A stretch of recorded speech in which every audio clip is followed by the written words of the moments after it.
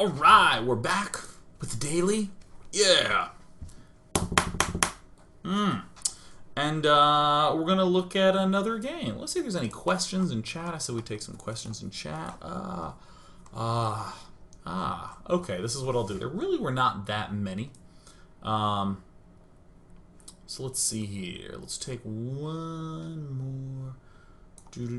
Oh! Izagani21 says, what happens when the sort of build that DeMusliM did last game goes up against early pressure? Like Hellbats or the like? I think that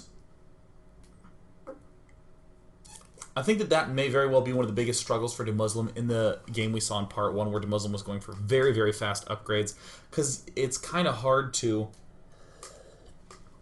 get a good defensive setup against that. We don't really have stim. The Hellbats can come pretty swiftly. I think maybe Mech would have been one of the biggest struggles for DeMusliM, but that's what the Reaper's for, is to pop into the base and to see what's up. What I'm going to do is I'm going to hop into a second game and analyze the crap out of it at a much faster pace. QXC once again versus DeMusliM. The map is Neoplanet S.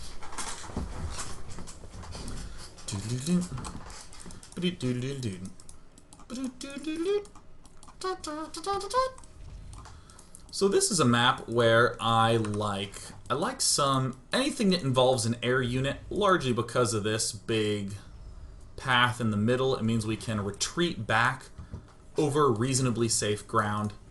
I like the early refineries. Aggressive builds work great on this map, just due to the fact that it's nice and small. So I don't blame either player for doing this. I think that doing this and going for Hellions makes sense. Doing this going for Banshees makes sense. Doing this going for Hellbat drops makes damn sense. Because the Hellbats, once again, you can pick them up and then just do the emergency thrusters. And then do a second emergency thrust right into the main base. So I would probably lean towards a Hellbat drop style play on this map, or Banshee. I think Reaper Expand is not as effective as those other builds. I don't like them personally as much, just due to the fact that it's just such a juicy map to do Harassment on. So I love QXC's opening. This opening is like super fun, where you get all the reactor add-ons and the starports, and DeMusliM going for the extra gas. This is a build, or a map, where I actually think that going 1-1-1 as a follow-up to Banshees is quite strong. The positions are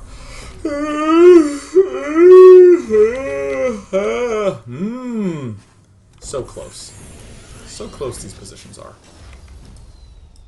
So, okay, fast cloak Banshee, always a good play. Marines from DeMusliM spread out to prevent any Reaper harass from occurring. Straight cloaked Banshees has a couple things to worry about, most notably some sort of 1-1-1 play. We will likely lose these supply depots in that circumstance, but this Banshee actually does have to do a little bit of scouting and checking out upon the opponent. This build will have a pretty straightforward time holding off, as long as this wall off is acceptable at the front. We can kite pretty endlessly against that. I think that with most openings that involve one barracks, as just a rule of thumb, getting the reactor either started before or after the big tech thing is really important. Just like as quickly as possible. AQAP. So here's the hard part. You heard me say that this is reasonably straightforward to hold off as long as this wall off is in good shape, so DeMusliM has to pull. This is becoming a less common play, but kudos to QXC for doing it, for doing that tryout. This Viking is almost a necessary step, because we actually just don't really know. Do I take that back? I'm torn. Here's why I'm torn. 7 minutes is about when a Banshee can arrive to the base to do some harassment. If he built a starport here, it can float in real soon, so QXC kind of would need this Viking for that purpose. However, we are scouting the opponent at 6:30. So this Banshee is pretty damn fast anyways. I actually think I would go so far as to say not to build this Viking. I would venture to say that this Viking is a cuttable component. And allow me to say one of my favorite quotes. A build is perfect not when there's nothing left to add. It's when there's nothing left to take away. Oh, Confucius 9. Yeah, cutting this Viking, I think, is acceptable because we're almost always going to be striking a Banshee player at the moment when he will want to have the Banshee back for defense. So then we could, in response, build a Viking, but in the meantime, expand a lot more quickly. I think the Marine production's fine.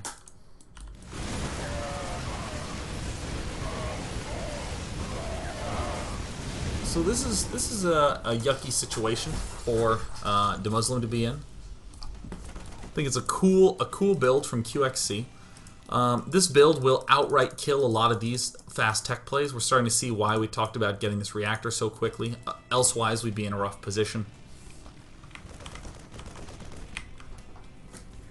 Now, if I were suggesting complete normal standard style play, pretty easy opportunity for QXC to, I would say, fold into something a little more standard. I think the most reasonable one would be to have added on a tech lab and to have begun tank production already. That I will actually come to 620 to make my analysis point. Check out the QXC cam. We're not entirely positive what's going on up here. Actually, when does he get that scout?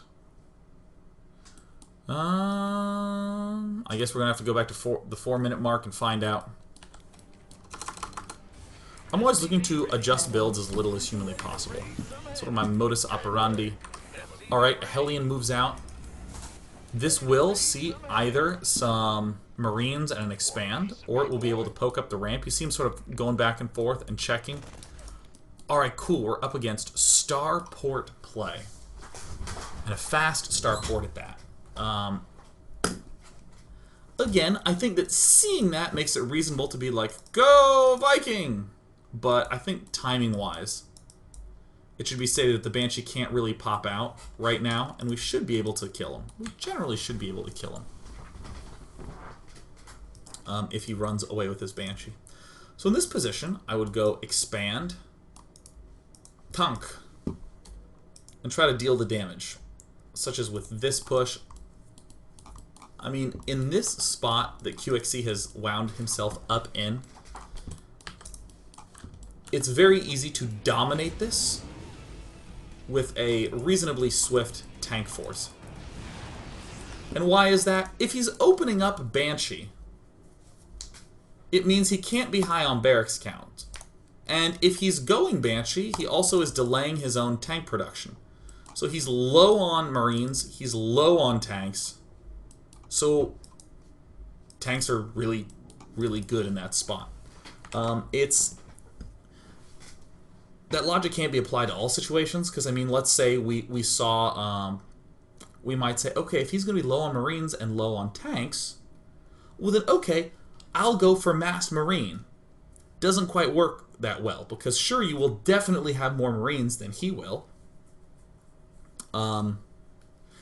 Excuse me, you'll have even maybe more Marines than he will, because again, both of you went for a 1-1-1 opening. One barracks, one factory, one starport. So there's no guarantee that you'll be that much ahead. And even if you do get ahead in Marines, DeMusliM can build 1 or 2 tanks and be in amazing, amazing condition. So it's easier as QXC to just keep making Marines, know that you'll be even, maybe slightly behind Marines, and then to throw in tanks and do a quick follow-up push. The only big concern is running headlong into some Banshees, but that's fine, we have a Viking for that.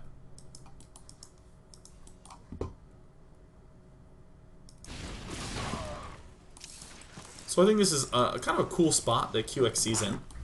He's basically just gone mine to be able to defend against the Banshee, but I prefer not to think about what I can defend best with in a cute way. I prefer to attack. So I like the tanks.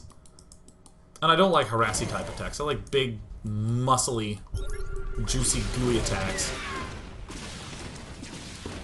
I also think this is a slight issue with using mines to defend against banshees. Especially against a player who has 2 command centers. But this is why I was just thinking hop back into this game. Because this pressure at the front, I'll do one of my wonderful things. Imagine a world where QXC has some extra tanks. And was just blasting this down. DeMusliM would have only just gotten this tank out. So I think there was a marginally lost opportunity by QXC, who is still continuing to harass.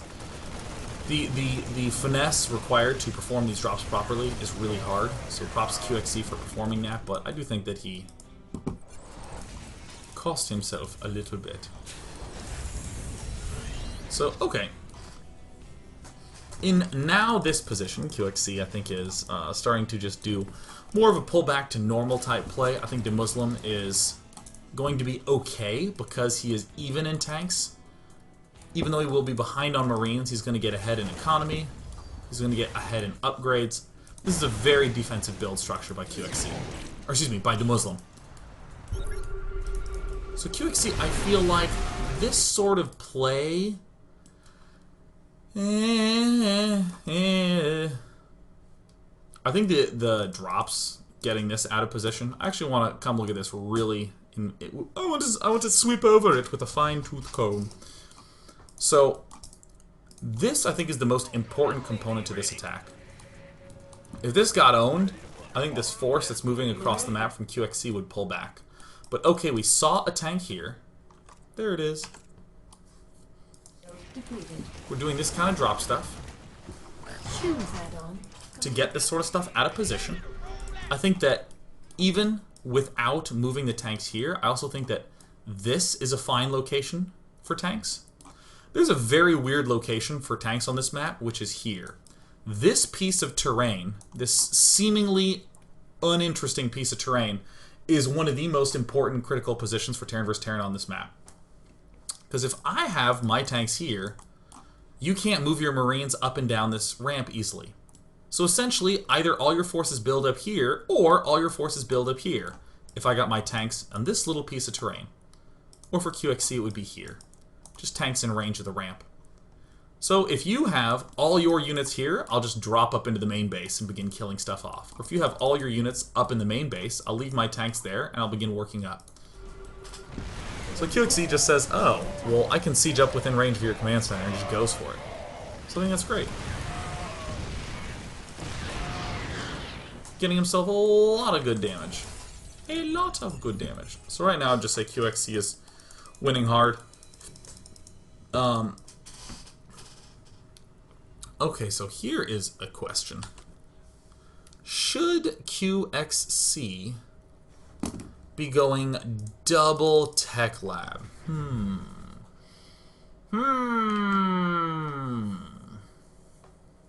Normally when I see a player go for double, so most builds right now have single tech lab.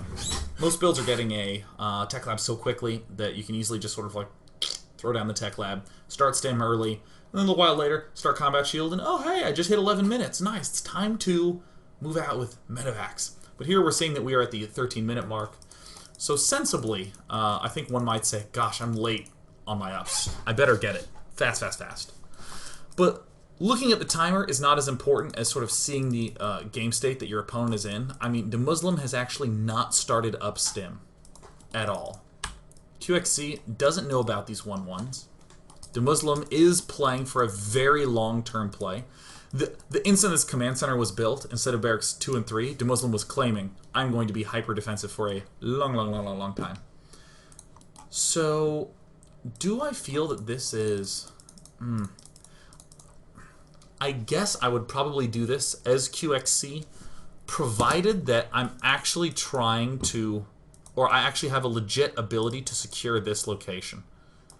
This key position right there. That's the only time I'd really be like, yeah, definitely, let's go for it.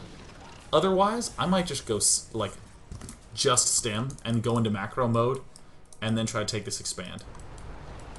You can do weird things on this map, like just sensor tower it right there and put like a Viking there. Or sensor tower it there. I mean, there's... Offensive sensor towering is a lot easier to do on this map. Helps you control space a lot more. But QXC just finding more vulnerable spots. This is still the most important one.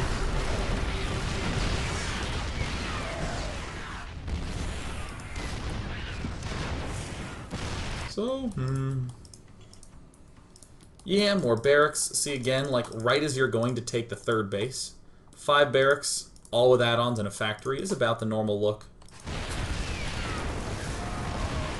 QXC's getting a lot of good direct engagements, but I think this is kind of one of these power of late game plays.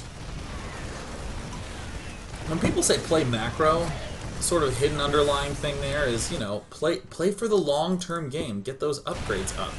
Because no matter how many decisions you could be like, oh, DeMusliM, you could have re-microed this, you could have readjusted that. At the end of the day, if DeMusliM hits 2-2 and QXC still 0-0, DeMusliM just like automatically wins.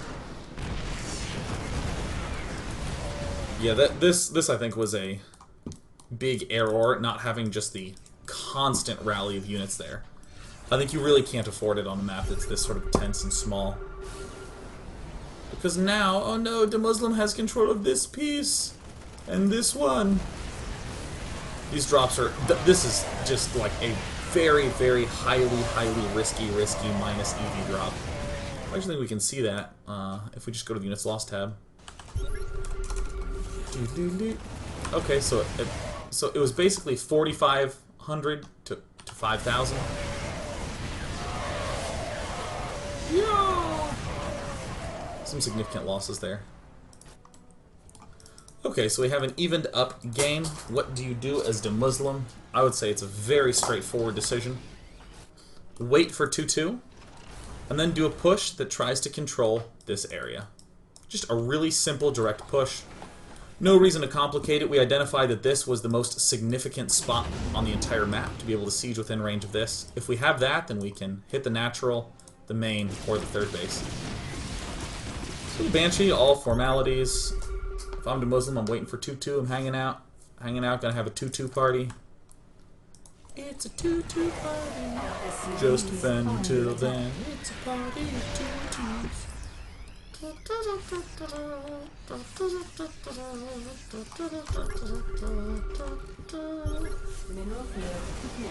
So DeMusliM is literally just waiting here, hanging out, chilling, no problem whatsoever. If he didn't attack, he would push out and take this one out. You know, I'll actually note that the complexity of my analysis was greatly skewed onto the QXC side. Like, the comments I made about what QXC were doing were a lot more involved and nuanced and about getting reads on the opponent and seeing what was happening and trying to adjust to what's going on. That's what you must do if you are an attacking player. It's hard. That's why it's so high variance. Because you have to do like a lot more, like adjusting, and it's like, oh wow, yeah, normally I go for Widow Mines normally, but okay, I see that you're going air and can't get both tanks and marines and a bunch of Banshees out, so what I'm going to do, since I saw that your cloak was researching, is I'm going to go ahead and just go tank marine with a Viking and start saving my scam, because I'm pretty sure I can kill you, and I can afford an expansion under there. DeMuslim's really simple. I'm going to get ahead in upgrades, and then when I am ahead in upgrades and have an army, I'm going to go for this spot right here. Or this one, which is in range of the orbital, if you sneak up to here. That's it. This is why so many players favor long-term, early upgrade defensive styles, is because the game plans and game statements are so simple. Stay ahead in upgrades. Get a good amount of marine tank. Go to this key location. QXC's dropping here, dropping there, dropping there. I think that this is what's really cool about QXC, is that these are practice games for QXC, right? He's just sort of playing, testing things out. He's actually quite good at being like, okay, this is actually what I'm trying to do. I'm not doing it just by feel. This is my goal. And then when he comes to tournaments, he has some really straightforward, cool attacking styles. Let's go ahead and just take questions from anyone. And then we're going to take a break. When we come back, we'll do one more game in part 3.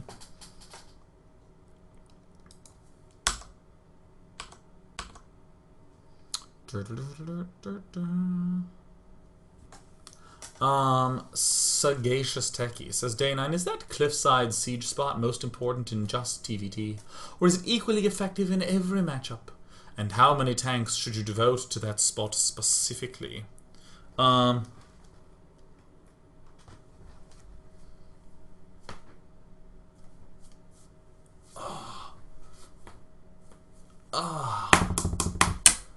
Some good cracks in there. I would say again, this is the key spot right here. Controlling this, killing stuff up on the high ground. I think like if you just have like one tank there, I don't think it's as significant. Like honestly, you can probably siege the tanks like, and any range of like this area is very threatening to be in. You have to have some air units and some spotters and stuff like that. But for other matchups, I would say it's not as important in Terran versus Protoss, certainly because tanks aren't really built so often. So it's kind of hard to actually control that ramp if you're not building tanks. Versus Zerg. Let's say you are going Marine tank. I would say it's also not as important in Terran versus Zerg because normally the Zerg is trying to engage you long before that point ever happens. If you have broken a Zerg, this is a good spot to go like, here, put some tanks and some Marines and sort of hold here. And then send like 8 Marines up here to kill the Zerg's third. Like, so in that sense it's good in Terran versus Zerg. But Terran versus Terran is the most significant one because so much of Terran play is sort of drawn back if both players are favoring tank play early on. Tank play inherently makes people want to set up defensive positions, and you can exploit it with those sorts of spots. I'll take one more, and then we'll go to a break, and then come back and do a third one.